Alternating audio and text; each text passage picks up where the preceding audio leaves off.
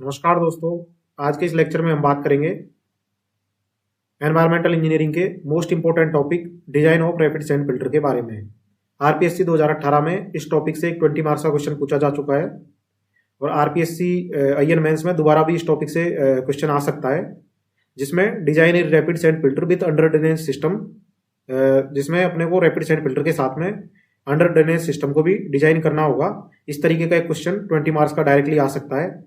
तो इस लेक्चर में जो हम कवर करेंगे कि रैपिड सैंड फिल्टर है वो क्यों यूज होता है, उसका यूज अपन क्यों करते हैं, और स्लो सैंड फिल्टर से रैपिड सैंड फिल्टर में क्या क्या डिफरेंस है, और स्टेप बाय स्टेप इसके डिजाइन प्रोसीजर क्या है, फिल्टर की नंबर और साइज कैसे फाइंड आउट करते हैं, और सबसे इंपॉर्टेंट अंडर ड्रेनेज सिस्टम का कंप्लीट न्यूमेरिकल। गारंटी के साथ बोल रहा हूं, अगर आपने ये लेक्चर पूरा देख लिया तो रैपिड सैंड फिल्टर का 20 मार्क्स का क्वेश्चन एग्जाम में छोड़ के नहीं आओगे। तो ये वीडियो अगर आपको अच्छा लगे तो वीडियो को लाइक कर देना, चैनल को सब्सक्राइब कर देना और दोस्तों के साथ शेयर कर देना। तो चलिए स्टार्ट करते हैं। तो सबसे पहले हम बेसिक समझते हैं कि रैपिड सैंड फिल्टर होता क्या है। तो रैपिड सैंड फिल्टर जो है एक ट्रीटमेंट यूनिट है जो कोगुलेशन और सेडिमेंटेशन के बाद में लगाया जाता है। तो ये क्या करता है कि जो पानी से जो फाइन सस्पेंडेड इंप्योरिटीज है उनको निकालता है और हाई रेट पर फिल्ट्रेशन करता है। तो जो रैपिड सैंड फिल्टर है वो यूज होता है वाटर सप्लाई ट्रीटमेंट प्लांट में।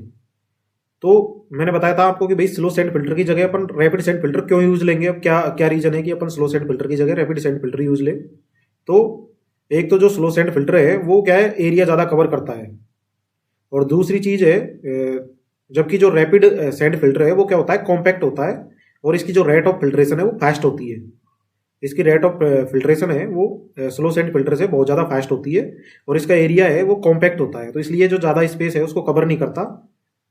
और जो रैपिड सैंड फिल्टर है उसमें क्या है, बैक पासिंग भी अपन कर सकते हैं, जबकि जो स्लो सैंड फिल्टर है उसमें स्क्रैपिंग होती है।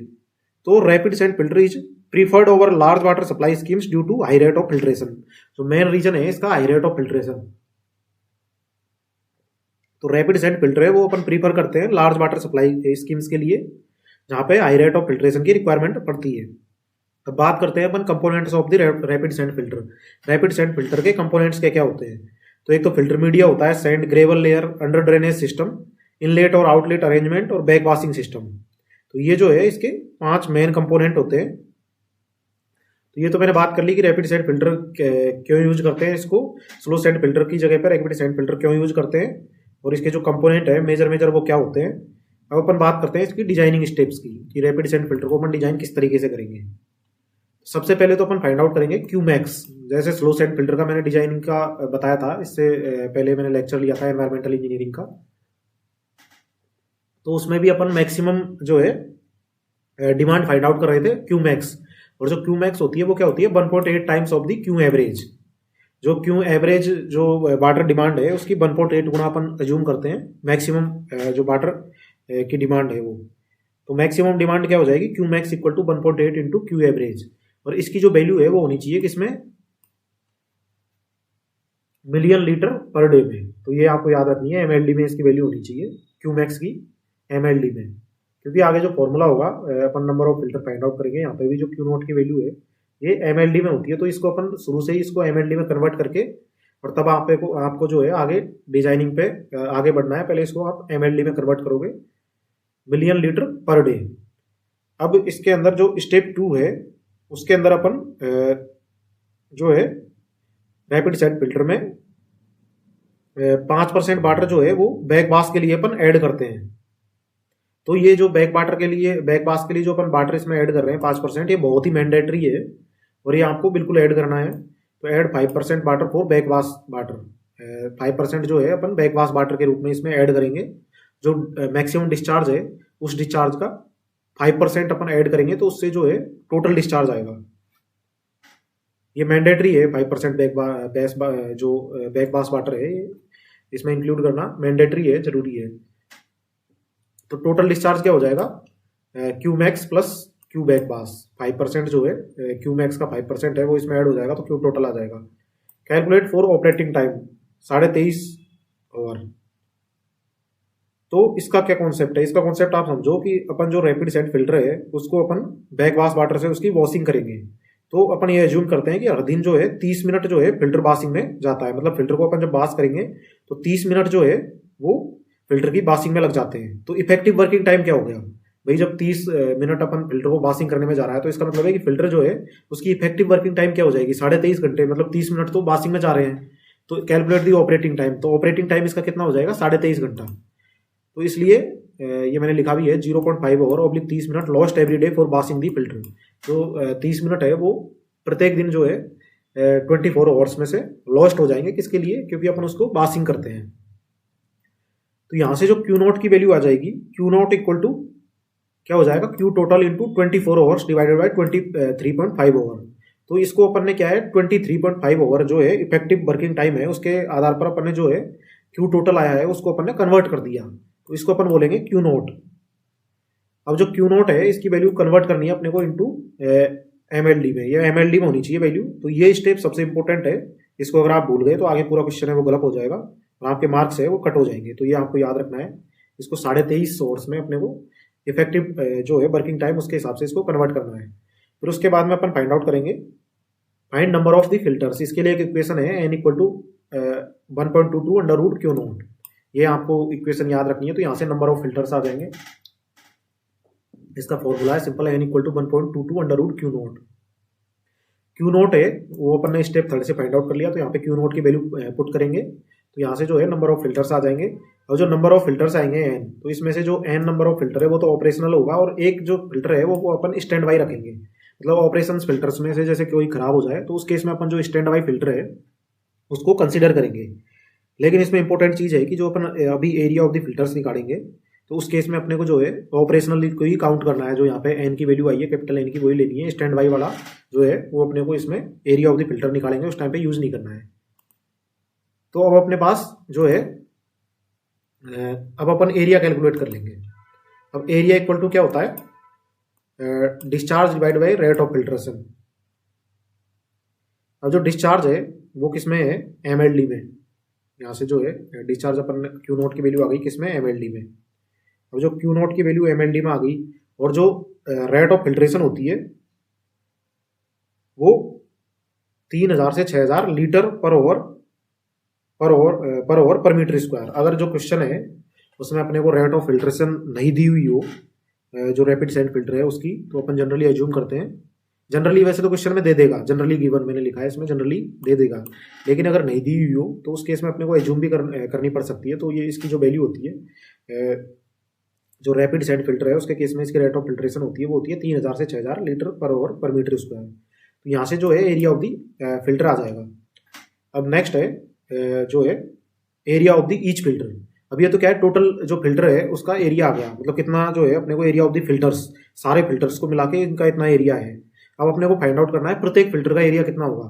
तो अपन जब टोटल एरिया आया है उसमें से नंबर ऑफ फिल्टर्स का डिवाइड कर देंगे तो यहाँ से area of the each filter आ जाएगा, क्योंकि नंबर ऑफ द फिल्टर्स अपने पास ऑलरेडी आ चुका है और टोटल एरिया आ चुका है। तो यहाँ में से जो है area of the each filter अपने को कैलकुलेट करना है, तो टोटल जो एरिया है उसमें नंबर ऑफ द फिल्टर्स का डिवाइड कर देंगे तो यहाँ से area of the each filter आ जाएगा। तो स्टेप 6 के अंदर area of the each filter अपन ने फाइंड आउट कर लिया। अब स्टेप 7 के अंदर अपन अडॉप्ट करेंगे length oblique width equal to 1.5। तो अपन एज्यूम करते हैं कि जो लेंथ है वो विड्थ की 1.5 टाइम्स गुणा होती है, 1.5 गुणा। तो इसमें जो है इन दोनों से एरिया ऑफ द ईच यहाँ से इसका एरिया आ जाएगा और 1.5 B square equal to A each put करके यहाँ से जो है विड्थ और लेंथ दोनों अपन फाइंड आउट कर लेंगे। तो अब अपने पास जो है अपने पास लेंथ और विड्थ दोनों आ चुकी है। अब जो रेट ऑफ फिल्ट्रेशन है इसका मतलब होता है कि volume of the water filtered per unit area per unit time. ये इसका कॉन्सेप्ट है रेट ऑफ फिल्ट्रेशन, मतलब per unit area per unit time के हिसाब से कितना वॉल्यूम जो है वाटर फिल्टर्ड कर रहा है उसी को अपन बोलते हैं रेट ऑफ फिल्टर। तो जो है इसकी वैल्यू 100 लीटर पर मिनट पर मीटर स्क्वायर। अगर अपन 3000 से 6000 को कन्वर्ट करेंगे तो ये भी इस तरीके से भी आप इसको देख सकते हो। अब अपन बात करते हैं next design of the under drainage system, most important. अब आता है जो है रैपिड सेंट फिल्टर का सबसे डेंजरस पार्ट है अंडर ड्रेनेज सिस्टम। यहीं से जो है 20 मार्क्स का अगर क्वेश्चन आएगा तो ये आपने गलत कर दिया तो आपके जो है नंबर्स पूरे नहीं आएंगे। तो इसके अंदर जो है design of the under drainage system, तो इसका मैं एक डायग्राम की हेल्प से आपको समझाता हूँ। तो इसके अंदर जो है ये अपन ने इसको ड्रॉ किया है, तो इसमें जो है ये तो है लेटरल ड्रेन, ये वाली, ये तो सारी है लेटरल ड्रेन, और ये है सेंट्रल ड्रेन। तो इन दोनों को अपने को डिजाइन करना है, लेटरल ड्रेन और सेंट्रल ड्रेन। सेंट्रल ड्रेन को अपन बोलते हैं मैनीफोल्ड। दोनों को अपने को डिजाइन करना है, लेटरल ड्रेन और सेंट्रल ड्रेन। दोनों लेटरल ड्रेन है, इनके बीच की डिस्टेंस क्या है, एस, स्पेसिंग एस। और जो लेटरल ड्रेन है इसके अंदर जो प्रीफोरेशन है, ये वाला जो मैंने यहाँ पे शो कर रखा है ना आपको राउंड से, ये क्या है, प्रीफोरेशन है। और इसकी टोटल विड्थ क्या हो गई, बी, और टोटल लेंथ है ये हो गई डी। तो ये मैंने एक डायग्राम की सहायता से आपको समझाया। अभी अपन करते हैं इसको डिजाइन।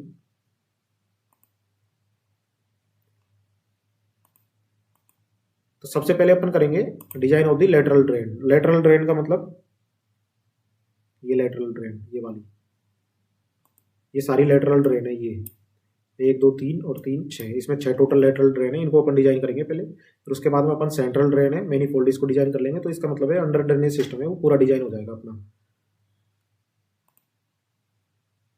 तो design of the lateral drain कैसे करेंगे, सबसे पहले अपन total cross section area of the perforation, जो प्रीफोरेशन है उसका total cross section area find out करेंगे। और जो प्रीफोरेशन है उसका टोटल क्रॉस सेक्शन एरिया है वो क्या होता है, 0.2% of the filter area. Filter area अपने पास ऊपर आ ही चुका है, लेंथ और विड्थ, तो उसको अपन 0.2% से मल्टीप्लाई कर देंगे, तो यहाँ से total cross section area of the perforation आ जाएगा। Centre to centre spacing of the laterals generally होती है 15 सेंटीमीटर से 30 सेंटीमीटर के बीच में, तो अपन इसको एज्यूम करेंगे 15 सेंटीमीटर।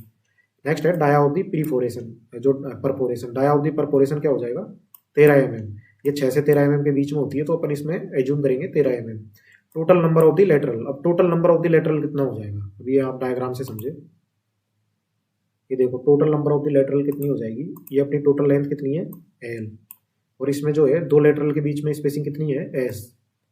तो L divided by S plus एक और ऐड हो जाएगी, तो L divided by S plus 1, इसका जो है वो आ जाएगा टोटल, एंड वाली एक और ऐड हो जाएगी, तो इस वजह से अपन +1 ऐड कर रहे हैं इसमें। तो टोटल नंबर ऑफ लेटरल्स आ जाएंगे L divide by S plus 1 into, इसको 2 से मल्टीप्लाई किया है। अब 2 से मल्टीप्लाई क्यों किया है अपन ने, क्योंकि इससे क्या है अपने को जो है एक तरफ की लेटरल आई है, मतलब एक तरफ की आई है, तो सेम है जो है दूसरी तरफ की भी लेटरल यही होगी, तो इसलिए अपन ने इसको 2 से मल्टीप्लाई किया है। तो इस तरीके से आप total number of the laterals find out कर सकते हो। उसके बाद में जो है area of the perforation in each lateral. अब जो है प्रत्येक लेटरल में जो एरिया ऑफ दी परफोरेशन होगा वो कितना होगा, तो total cross section area of the perforation जो था वो था 0.2% ऑफ दी फिल्टर एरिया। अगर अपन इसमें नंबर ऑफ दी लेटरल का डिवाइड कर देंगे तो इसका मतलब आ जाएगा area of the perforation in each lateral, कि प्रत्येक लेटरल के अंदर एरिया ऑफ दी परफोरेशन जो है वो कितना है। इसको अपन इसमें डिवाइड कर देंगे तो यहाँ से जो है, क्योंकि नंबर ऑफ लेटरल्स अपने को पता ही है और total cross section area of the perforation पता है, तो इसका जब इसमें डिवाइड कर देंगे तो यहाँ से area of the perforation in each lateral आ जाएगा। अब जो है नेक्स्ट एफ, इसके अंदर total cross section area of the each lateral जो होता है वो होता है 2 into area of the perforation in each lateral. तो यहाँ से जो है अपन डायमीटर फाइंड आउट करेंगे इसकी लेटरल की, ये आपको याद रखना है। Total cross section area of the each lateral होता है वो होता है दुगना होता है किसका, area of the perforation in each lateral के। तो इसमें अब जब अपन वैल्यू पुट करेंगे total cross section area of the each lateral, अब लेटरल की जो है डाया अपन ने मान ली क्या, डी, जो अपने को फाइंड आउट करनी है। तो total cross section area of the each lateral क्या हो जाएगा, प्रत्येक लेटरल ले रहे हैं इस, ये जो है नंबर ऑफ लेटरल से मल्टीप्लाई हो जाता है अगर अपन सबका लेते तो, लेकिन अपन यहाँ पे जो है ईच लेटरल का ले रहे हैं, तो ईच लेटरल का क्या हो जाएगा, π/4d square equal to 2 into area of the perforation in each lateral. Area of the perforation in each lateral अपन ऊपर फाइंड आउट कर ही चुके हैं ई स्टेप के अंदर, ये area of the perforation in each lateral. तो 2 इंटू ये करेंगे तो यहाँ से अपन डायमीटर फाइंड आउट कर लेंगे, और ये जो डायमीटर आएगी किसकी डायमीटर आएगी, लेटरल की। तो इस तरीके से अपन जो है लेटरल अंडर ड्रेनेज सिस्टम के लिए अपन डिजाइन करते हैं। तो उसमें अपन एक तो design of the lateral drain करते हैं और एक दूसरा करते हैं design of the central drain, जिसको अपन मैनीफोल्ड बोलते हैं। तो design of the lateral drain का मतलब है कि इसकी डायमीटर फाइंड आउट करना। नेक्स्ट है design of the central drain, जिसको अपन बोलते हैं मैनीफोल्ड। तो इसके केस में जो होता है simple cross section of the central drain होता है 2 into total lateral cross section area. जो cross section of the central drain होता है वो क्या होता है, 2 into total lateral cross section area.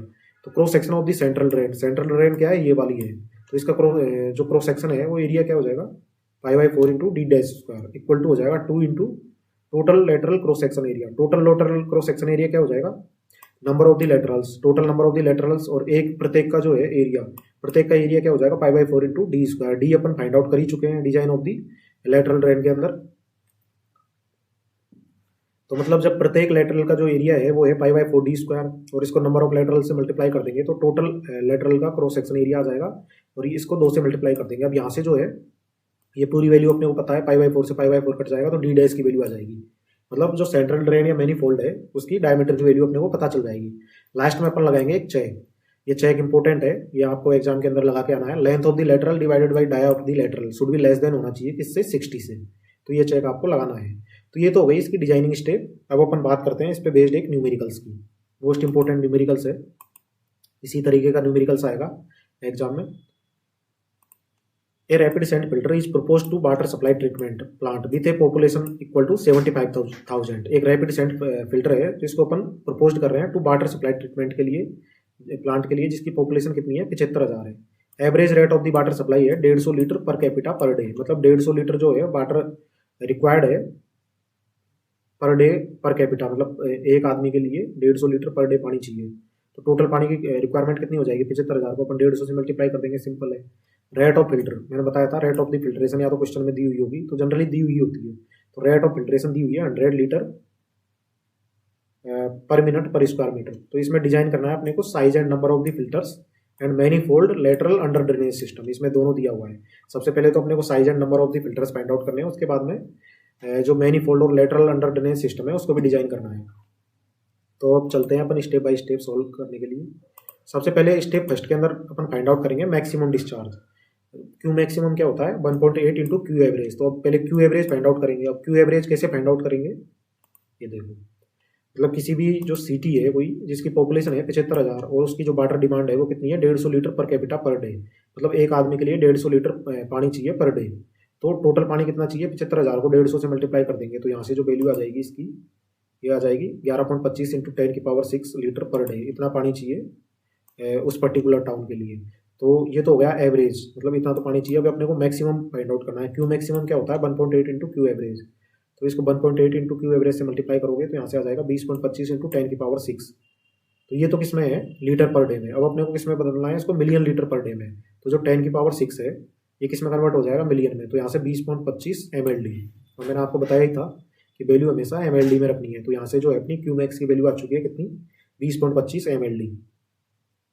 Next step 2 most important, add 5% water for back बास। जो बैक बास है उसके लिए अपन क्या एज्यूम करते हैं कि 5% वाटर है वो बैक बास में लग जाता है। तो डिस्चार्ज ऑफ दी बैक बास क्या हो जाएगा, 5% of the total Q max का। तो क्यू मैक्स कितना है 20.25, इसका 5% कितना हो जाएगा 1.01 MLD। तो टोटल डिस्चार्ज कितना रिक्वायरमेंट है अपने को, 20.25 प्लस 1.01 तो 21.26 MLD। Calculate for operating time 23.5 hours. मैंने बताया था आपको कि जो आधी घंटा है वो फिल्टर को वॉश करने में लग जाता है। तो इसका जो इफेक्टिव रनिंग टाइम है वो कितना होता है, 23.5 आवर्स। तो इसको अपन इफेक्टिव रनिंग आवर्स के हिसाब से कन्वर्ट कर देंगे। तो क्यू नोट आएगा, Q naught equal to 21.26 into 24 divided by 23.25। तो यहाँ से जो है क्यू नोट की वैल्यू आ जाएगी 21.71 MLD। अब अपने पास क्यू नोट की वैल्यू आ चुकी है तो अपन क्या फाइंड आउट करेंगे नेक्स्ट स्टेप के अंदर, number of the filters. Number of the filters का क्या फॉर्मूला होता है, n equal to 1.22 under root Q note. तो यहाँ से जो वैल्यू आएगी नंबर ऑफ द फिल्टर्स की कितनी आ गई, 6। अब मैंने क्या बताया था, सो प्रोवाइड 7 फिल्टर यूनिट, 6 ऑपरेशनल और 1 स्टैंड बाई। जो n नंबर जो आया है ये तो हो जाएंगे ऑपरेशनल, और इसके अलावा एक अपन स्टैंड बाई फिल्टर भी रखेंगे ताकि कोई ऑपरेशनल जो फिल्टर है उनमें किसी में कोई दिक्कत आ जाए तो अपन स्टैंड बाई को यूज कर सकें। अब अपन फाइंड आउट करेंगे स्टेप 5 के अंदर surface area. Calculate surface area of the filters, मतलब सारे फिल्टरों का सरफेस एरिया कितना है। सिंस रेट ऑफ फिल्ट्रेशन जो है वो गिवन दी हुई है अपने को किसमें, 100 लीटर पर मिनट पर मीटर स्क्वायर। अब रेट ऑफ फिल्ट्रेशन है वो अपने को किसमें दी हुई है, 100 लीटर पर मिनट पर मीटर स्क्वायर में।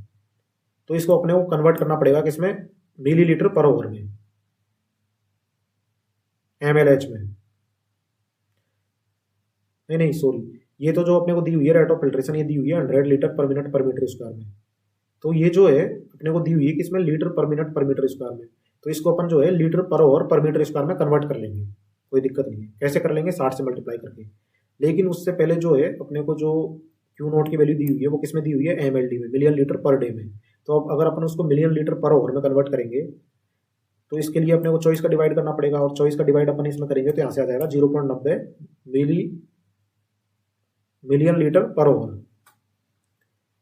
तो अब यहाँ पे क्या होगा, अब अपन एरिया फाइंड आउट करेंगे तो 0.90 इंटू 10⁶, इसको अपन किस में कन्वर्ट कर दिया, लीटर पर ओवर में, और जो रेट ऑफ फिल्ट्रेशन है वो किस में दी हुई है, लीटर पर मिनट पर मीटर स्क्वायर में। तो इसको अपन ओवर में कन्वर्ट करेंगे तो 60 से मल्टीप्लाई कर देंगे, 100 इंटू 60, तो ऊपर तो क्या आ गया लीटर पर ओवर, और नीचे आ गया लीटर पर ओवर पर मीटर स्क्वायर। तो लीटर पर ओवर से लीटर पर ओवर कट जाएगा, तो यहाँ पे जो एरिया आ जाएगा वो किस में आ जाएगा, मीटर स्क्वायर में। तो एरिया कितना आ गया, 150 मीटर स्क्वायर।